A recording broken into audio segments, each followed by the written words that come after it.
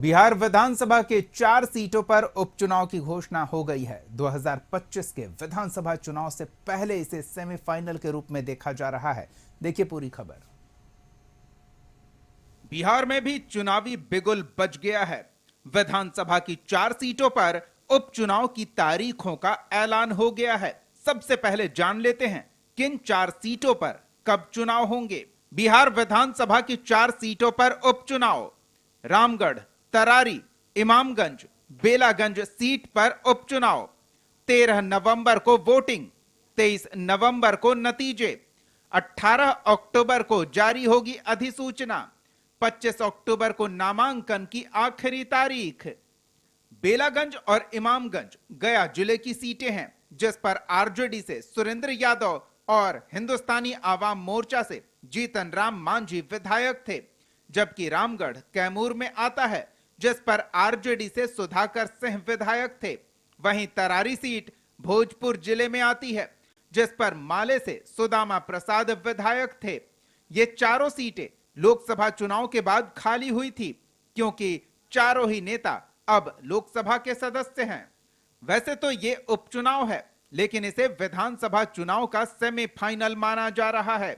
जन स्वराज पार्टी के संस्थापक प्रशांत किशोर ने भी अपने प्रत्याशी उतारने का ऐलान कर दिया है, तो मुकाबला दिलचस्प होने की उम्मीद है। बिहार में रामगढ़, तरारी, बेलागंज और इमामगंज 4 सीटों पर उपचुनाव होने हैं। 23 नवंबर को इसका रिजल्ट भी आ जाएगा और 23 नवंबर को ही महाराष्ट्र का भी रिजल्ट आने वाला है। एक और राज्य का रिजल्ट 23 नवंबर को ही आने वाला है। फिर से बीजेपी के पार्टी कार्यालय में जोश का माहौल रहेगा, जश्न का माहौल रहेगा इन चुनाव नतीजों के बाद। वहीं कांग्रेस आरजेडी के लोग इस देश के संवैधानिक संस्था कभी ईवीएम कभी चुनाव आयोग पर ठीकरा फोड़ते नजर आएंगे। अब यही काम इनका बच गया है। जनता ने तो इनको नकार दिया। अभी बात हम लोग करेंगे।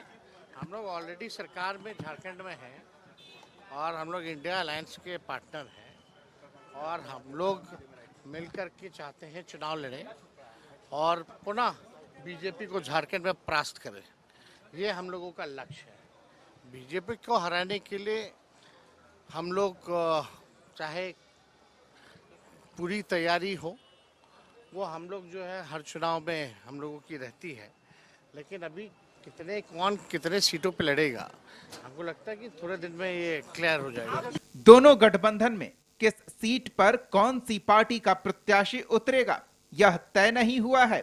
एनडीए की बात करें तो बीजेपी रामगढ़ और तरारी सीट पर प्रत्याशी उतार सकती है, जबकि बेलागंज पे जेडीयू तो इमामगंज हिंदुस्तानी आवाम मोर्चा के खाते में जा सकती है। दूसरी तरफ महागठबंधन में रामगढ़, बेलागंज और इमामगंज आरजेडी तो तरारी माले के खाते में जा सकती है। उपचुनाव काफी रोचक होने की उम्मीद है। एनडीए और महागठबंधन की टेंशन प्रशांत किशोर ने बढ़ा दी है। प्रशांत किशोर के लिए भी यह उपचुनाव लिटमस टेस्ट जैसा है। दूसरी तरफ दोनों गठबंधन की प्रतिष्ठा दांव पर लगी है। अब देखना होगा सेमीफाइनल की जंग कौन सा गठबंधन जीतता है या फिर प्रशांत किशोर खेला करते हैं। ब्यूरो रिपोर्ट, कशिश न्यूज।